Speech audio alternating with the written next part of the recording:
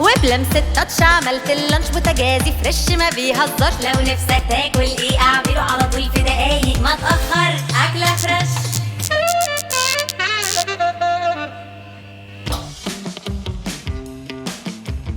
السلام عليكم ورحمة الله، برحب بيكم في وصفة جديدة من أكلة فريش. النهاردة عاملين وصفة جامدة جدا. نجرسكو هي تقيلة شوية فمحتاجة حاجة خفيفة كده وحاجة صحية جنبها. فعندنا الاير فراير خاص بفريش، حاجة حلوة قوي.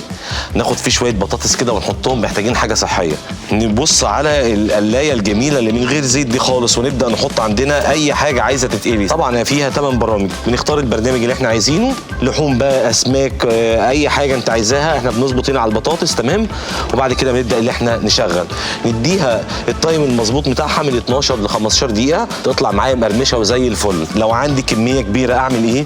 بقوم حاططها في الشبكة اللي قدام حضرتك ديت، ونبدأ اللي احنا نوزعها بالشكل اللي حضرتك كده شايفاه، ونقفل. عايزه تحط هنا في الجنب هنا سمبوسك مثلا، عايزه تحط اي حاجه عايزه تتقلي، مفيش مشكله، نقفل وبعد كده نبدا نشغل عندنا الفرن. تمام جدا. لو سالتكم على البوتاجاز اللي قدامي ده كام عين هتقولي لي 5 عيون، ده اللي انتوا شايفينه، لكن هو 6. ازاي 6 كده؟ دي 1 2 3 4 5 6. العين اللي في النص ديت عينين 2. تعالوا نجرب ونشوف. بصوا شغل، ادي كده 2. اقدر ان انا اوطيها بالشكل اللي حضرتك كده شايفاه، واقدر نوطي كمان لحد ما اوصل لديت، واقدر اعملها شمعه خالص بسيطه جدا زي اللي قدام حضرتك ديت. يعني لو بعمل مثلا حاجه واكل نفضل نحطه على الشمعه دي عشان الاكل يفضل سخن معايا. تعالوا نبدا نشوف عندنا النجريسكو هنعملها ازاي. اول حاجه عندي في الجمبري بنجيب عندي الكبه الجميله، كبه فريش طبعا عامله سلاحين 2، سلاح هنا تحت وسلاح في النص، عشان لو انت حاطه كميه كبيره تتفرم كلها. في الكبه بحط توم مفروم، بحط عندي معلقه مستردة، بنبدا نحط عندنا عصير ليمونه، بنبدا نحط عندنا شويه من بهارات السمك. بعد كده بقوم حاطط عندي الملح، وبعد كده بقوم حاطط عندي الفلفل، شويه زيت صغيرين، وبعد كده اقفل ونشغل.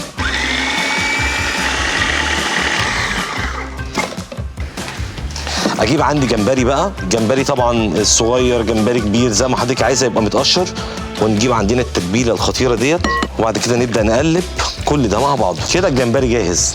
نيجي بقى على البوتاجاز البلت ان الحلو جدا، طبعا الخبان بتاعته ايطالي، القواعد بتاعته زهر زي ما قلنا عشان ما تزحلقش اي حاجه من عليه.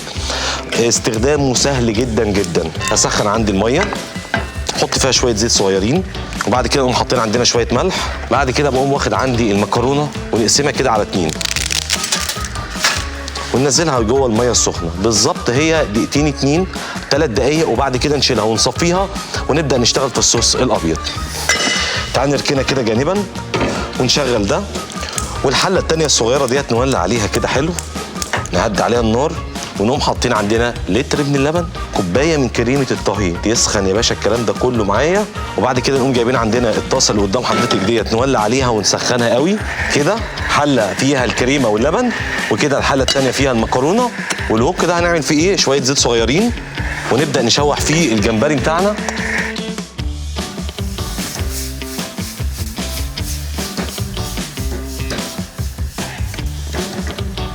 طبعا الجمبري ما بياخدش تسويه كتير، خلي بالك عشان ما يشدش منك، يا دوبك بس يتشمع تشميعه كده بسيطه، ننقله في طبق تاني، وفي نفس الوقت ده هنبدا نعمل الصوص الابيض.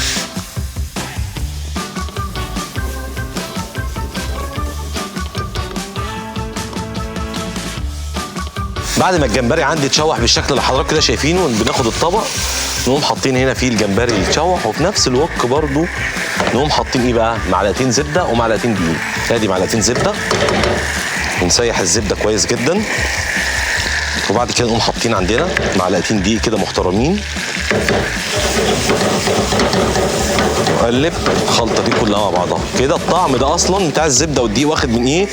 واخد من طعم الجمبري اللي احنا شوحناه، هيديني بالاخر بصراحه صوص محترم قوي. ناخد عندنا الكريمه واللبن ونقوم نازلين عليها مره واحده، يبدا يتقل معايا واحده واحده خالص. وهو بيتقل كده ناخد المكرونه بتاعتنا خلاص كده برضو، نقول لها شكرا ونصفيها ونجيبها تاني. بعد ما الصوص الابيض بدا يظبط معايا كده والكثافه بتاعته بدات تتقل لان في كريمه وانه في دقيق، فلازم هيتقل معايا. بنبدا نظبط له عندنا شويه الملح والفلفل الصغيرين. ادي شويه فلفل صغيرين عشان ما تغمقش اللون بتاع الصوص الابيض، مع شويه الملح، ونقلب التقليبه المحترمه.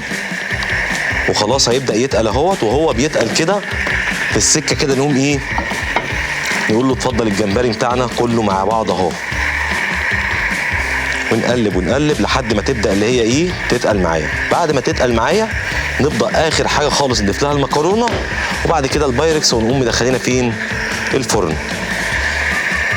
بعد ما الصوص بتاعنا تقل بالشكل اللي حضراتكم كده شايفينه، بص الجمال، بص الحلاوه اهو مع الجمبري يا باشا، مع الدنيا دي الجميله ديت، والكثافه بتاعته بدات تديني الايه، القوام المظبوط. نبدا ناخد عندنا المكرونه الشريط ديت، ونبدا ايه، نحطها بالشكل اللي حضراتكم كده شايفينه.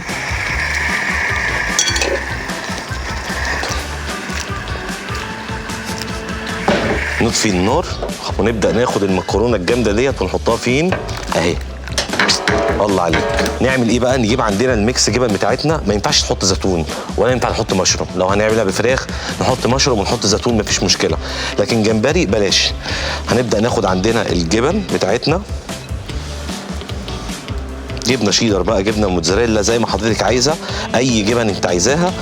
وبعد كده نروح على الفرن الجميل اللي عندنا ونشغل عليه الشوايه، واوزع الجبن كده بالشكل ده. وتعالوا ناخده كده اهوت ونروح فين، عندي على الفرن الكهربائي اللي حضرتك كده شايفاه. بصراحه تريش عامله حاجه محترمه جدا. بص يعني هو الحجم بتاعه حلو قوي، مناسب جدا. انا بشغل الشوايه عندك بقى الاوبشنات. اول حاجه اللي انا اعلي درجه الحراره، عندك اللي انت تشغلي فوق بس تحت بس، عندك فوق وتحت ومروحه، يعني في مروحه كمان، في مروحه كمان مفيش اي مشكله خالص من الجنب. وبعد كده بظبط عندي التايم بتاعنا، ونبدا نشتغل على كام دقيقه، ممكن نقول كام، 5 دقايق. ده 65 لتر. نبدا نحط ونقفل. وعندنا في 2 ترموستات، على فكره تقدري تستخدميهم في حاجات تانية كتير يعني. فخلينا نشتغل في الاوبشن اللي احنا محتاجينه اللي هو الشوايه. بالظبط طبعا الازاز باين والنور باين وكل حاجه باينه. اول ما تاخد اللون الذهبي الجميل نبدا نطلعها ونقدمها لكم. تعالوا نفتح الاقلام بتاعتنا ونشوف ايه الاخبار. سامع الصوت والقرمشه بتاعتها عامله ازاي؟ اديلها سنه ملح بسيطه بس ونبدا نقدمها. وبص القرمشه بتاعتها من غير زيت ومن غير اي حاجه، بس محتاجه تاخد سنه لون كمان. نقفلها ونشغل عليها ونديها دقيقتين كمان ونقول لها اتفضلي. تعالوا بينا نروح نشوف عندنا المكرونه نجريسكو بتاعتنا وصلت لحد فين. بص عامله ازاي، تعالوا نطلعها ان شاء الله. شويه نجريسكو بالهنا والشفا بالجمبري. اشوفكم على خير، ويا رب الوصفه ان شاء الله النهارده تنول اعجابكم. السلام عليكم.